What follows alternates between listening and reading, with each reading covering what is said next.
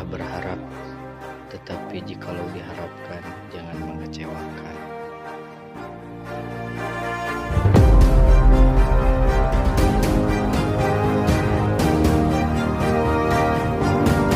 Jadilah karakter yang kokoh seperti kayu, dan teruslah bersinar seperti bintang.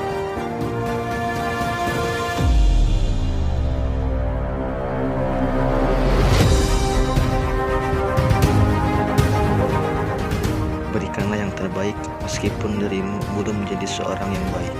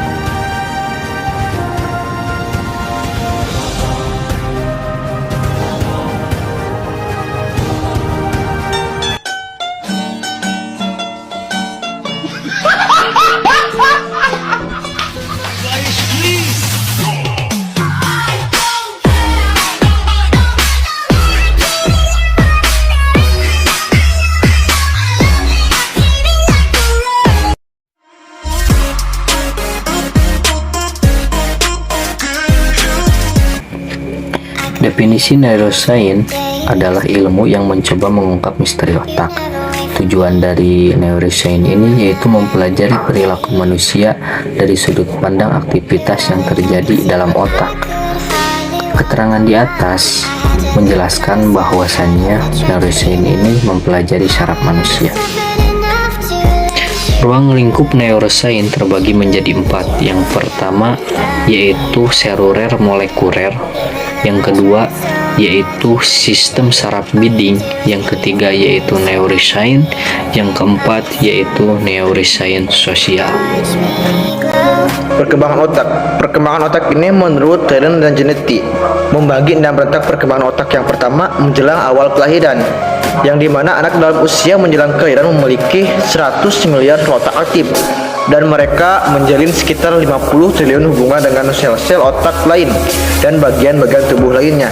Kemudian bulan-bulan awal, bayi yang mulai bereaksi terhadap lingkungan mengembangkan hubungan sinaptik dengan kecepatan hingga 3 miliar per detik.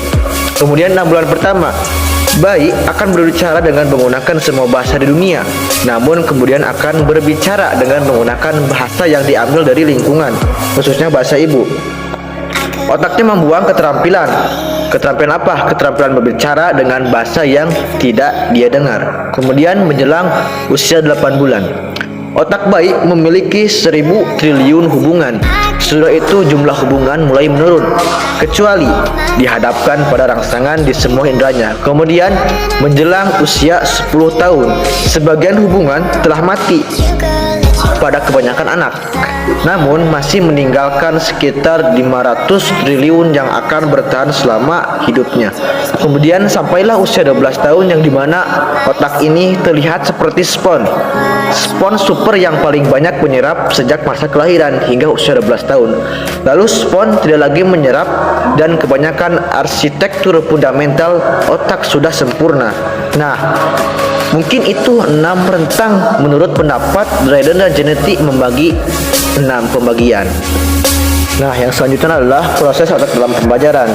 Ada 4 poin dalam proses otak dalam pembelajaran. Yang pertama, memperhatikan informasi baru. Yang kedua, menyimpan informasi dalam memori jangka pendek. Kemudian yang ketiga, mentransferkan informasi ke memori jangka panjang. Kemudian yang keempat, mengambil informasi ketika diperlukan.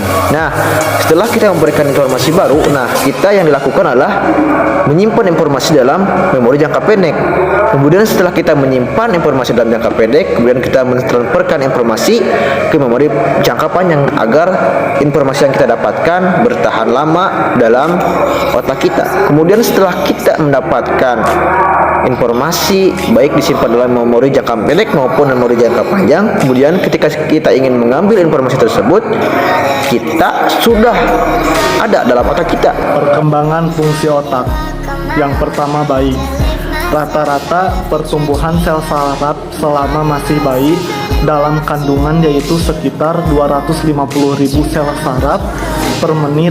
Dengan kecepatan tersebut, bayi yang baru lahir umumnya telah memiliki sekitar 100 miliar sel saraf atau hampir seluruh neuron otak yang akan dimiliki sepanjang hidupnya. Kemudian yang kedua, anak-anak. Memasuki usia 3 tahun, otak anak semakin besar menjadi 80% dari ukuran otak, 200% sinaps. Namun sering dengan tumbuh kembang anak, otak mulai mencegah sinaps yang dianggap tidak penting, sehingga otak menjadi lebih fokus hanya pada koneksi yang penting. Kemudian yang ketiga, pada usia remaja.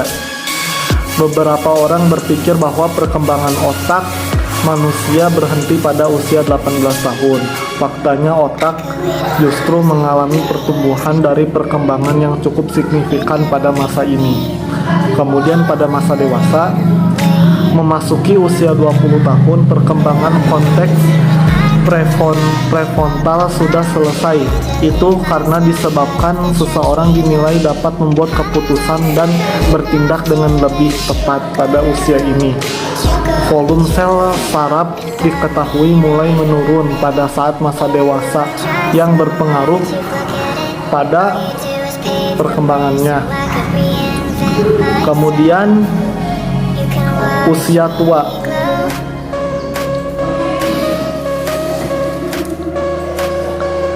Saat memasuki usia 50 tahun ke atas, ingatan mulai menjadi lebih pendek dan Anda jadi lebih mudah lupa.